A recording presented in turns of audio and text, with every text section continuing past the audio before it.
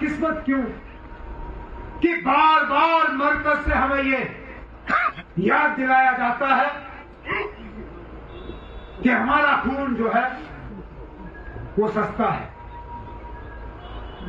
कि हमारे खून की कोई कदर नहीं। जब हमारे लोग मारे जाते हैं तो उसका किसी को परवाह नहीं।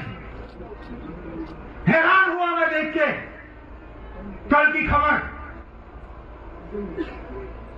आर्मी अफसर जिसने राजौरी के 3 लोगों को शुपैया में फेक एनकाउंटर में कत्ल करवाया,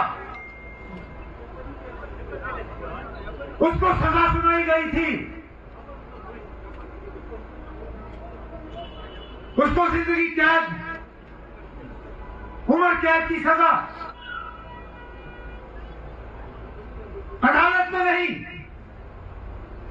खुद आर्मी का जो कोर्ट मार्शल का सिलसिला होता है, उस कोर्ट मार्शल के तहत उसको उम्र कैद की सजा दी गई थी।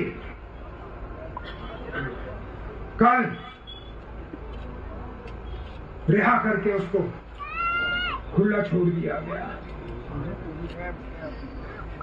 कितने अफसोस की बात। हमारे लोग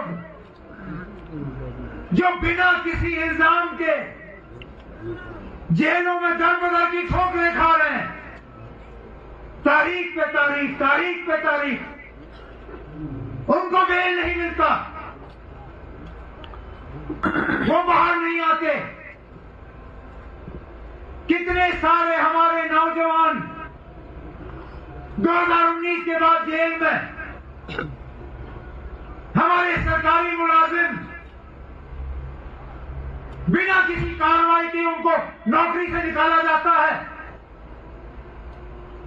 मामूली से मामूली इल्जाम की बुनियाद पे लोगों के घरों के ऊपर बुलडोजर चलाए जाते हैं।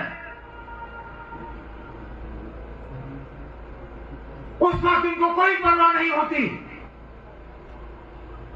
लेकिन यहां जिस आदमी को गुनहगार पाया गया, उम्र कैद की सजा सुनाई गई, राजौरी के 3 लोगों का कत्ल उसके हाथों, और वो खुलेआम घूमेगा। इसलिए मैं कहता हूं कि बार बार मरकज हमें ये याद दिलाती है कि हमारे खून की कोई कदर नहीं, हमारे जज्बातों का कोई ख्याल नहीं। देखो, कोर्ट अपना काम करती है। अगर कोर्ट ने, ऑनरेबल कोर्ट ने किसी का, अगर किसी का बेल दिया है तो उसको हम स्टडी करेंगे क्या मसला है, अपने पार्टी के लीगल सेल को दे देंगे क्या इश्यूज हैं, उसको हम चेक करेंगे।